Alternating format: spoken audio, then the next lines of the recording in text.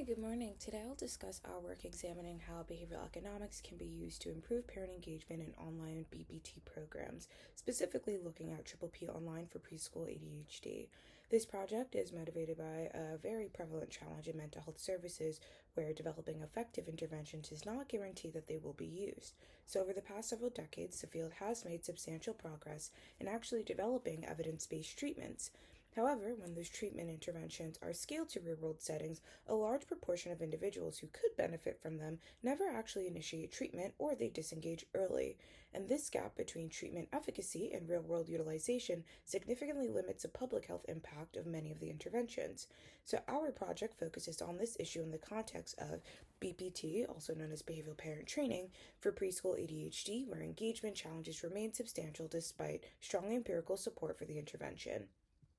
So, to address this challenge, we use behavioral economics frameworks to better understand parents' real world decision making processes and to design a low cost, scalable engagement strategy referred to as behavioral economic enhancement or BEES. So, ADHD is one of the most common neurodevelopmental disorders of childhood and frequently emerges in the preschool years. Children with ADHD often experience behavioral dysregulation, including impulsivity, inattention, and difficulty regulating emotions.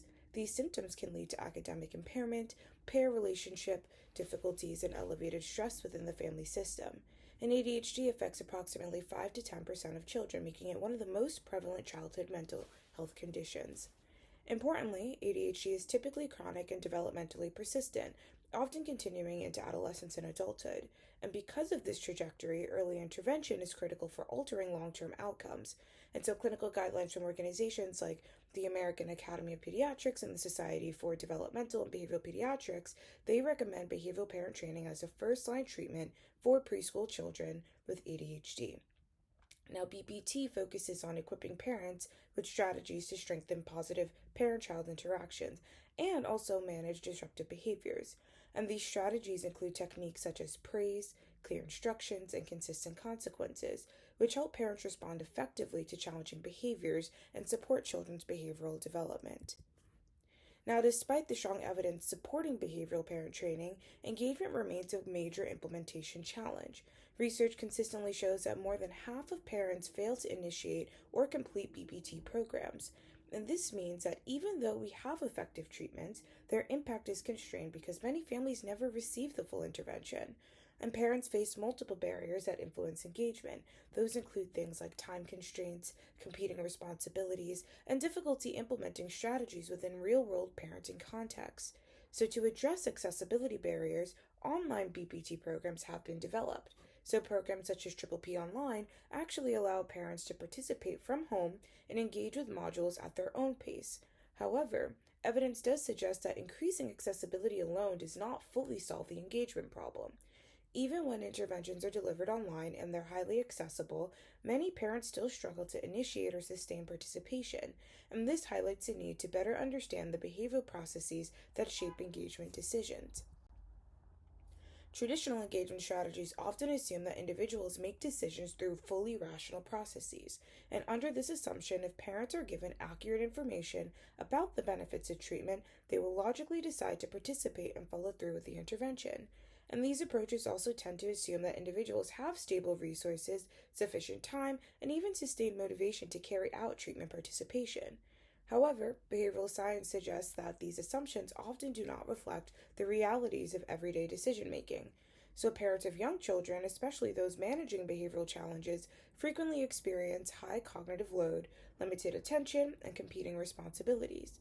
And behavioral economics research highlights several factors that influence decision making in these contexts, including things like present bias, where immediate demands take precedence over future benefits, limited attention and cognitive resources, which actually reduce follow through on intentions, and social and contextual influences, which shape perceptions of norms and expectations. And these behavioral dynamics influence whether parents start programs, continue completing modules, and actually implement parenting strategies consistently. Now, behavioral economics provides a framework for understanding how people make decisions in real world contexts. Rather than assuming perfectly rational decision making, behavioral economics recognizes that choices are influenced by psychological biases, contextual cues, and social environments. So several behavioral economics concepts are particularly relevant for understanding engagement in parenting interventions. One key concept is present bias, which refers to the tendency for individuals to prioritize immediate demands over future benefits. Another is choice architecture, which refers to how structure and presentation of choices can influence behavior. Additional concepts include things like social norms, which shape perceptions of what others are doing, and identity priming, which highlights aspects of an individual's identity that motivate behavior. And so, behavioral economic interventions often involve small environmental changes, commonly referred to as nudges, that make desired behaviors easier to perform.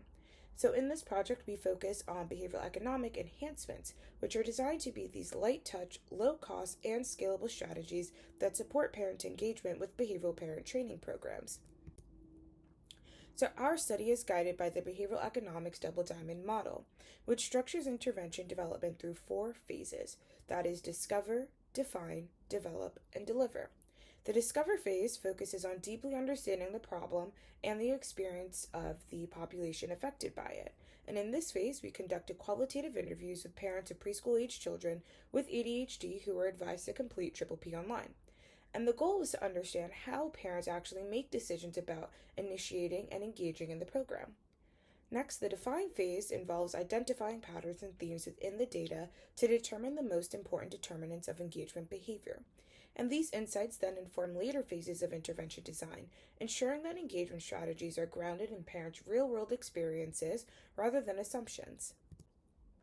So the objective of this study is to identify determinants of initiation and engagement with Triple P Online using that same double diamond framework.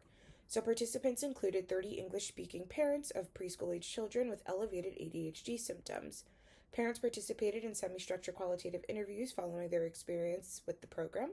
And these interviews explored parents' experience with initiating the program, continuing through the modules, and attempting to apply strategies within their daily routines. And this approach allowed us to capture both structural barriers and behavioral decision-making processes that influence engagement. So during the discover and define phases, we use consensual qualitative research to analyze interview data. And this approach involves identifying domains and core ideas through collaborative coding among researchers, followed by cross-analysis to identify shared themes. An independent auditor reviewed the analytic process to ensure rigor and credibility as well. And this interview questions focused on understanding parents' decision-making processes, including factors that made it easier or harder to start the program, also factors that influence completion, and recommendations for improving engagement. So the double diamond framework informed thematic analysis, allowing us to identify behavioral drivers such as identity priming and present bias that shape engagement decisions. Now, participants are categorized into 3 engagement groups. We have start completers, started but did not complete, and did not start. Within the sample, there were 2 start completers, 18 parents who started but did not complete the intervention, and 10 parents who did not initiate the program. And across these groups, several key themes emerged. Barriers included insufficient time to complete modules, lack of content customization or cultural relevance, and difficulty implementing strategies during real-life parenting situations. So facilitators included internal motivation and commitment to parenting goals, as well as the accessibility and flexibility of the online format. And these findings illustrate that engagement is not only influenced by logistical barriers, but also by behavioral and contextual factors that shape decision-making over time. And once barriers and facilitators were identified, each theme was mapped onto potential behavioral economic enhancement strategies. So for example, implementation difficulty was linked to implementation prompts, which encouraged parents to practice skills during everyday routines.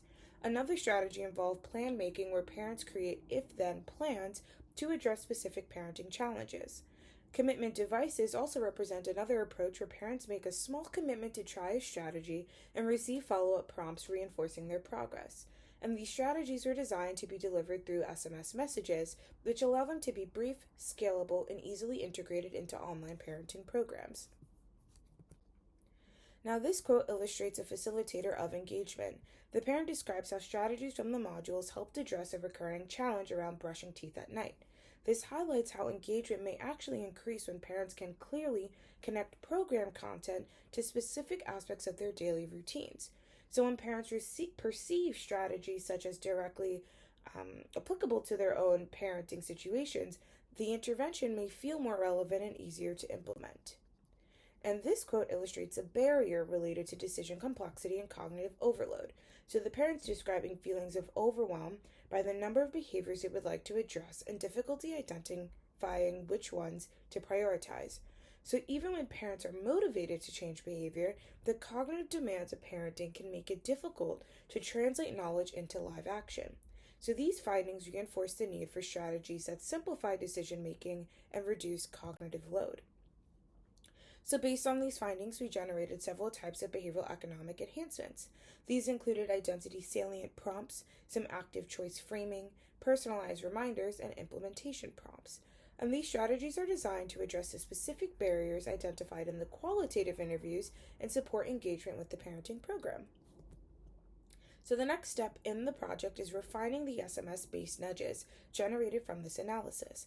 So these messages will be refined to ensure clarity, brevity, and alignment with behavioral parent training principles, including maintaining messages under 160 characters. The next phase of the study will test acceptability and relevance of these behavioral economic enhancements among caregivers who are enrolled in P Online. And ultimately, improving engagement may be one of the most important ways to increase the real-world impact of evidence-based parenting interventions. And I just wanted to say thank you for taking the time to listen to my presentation.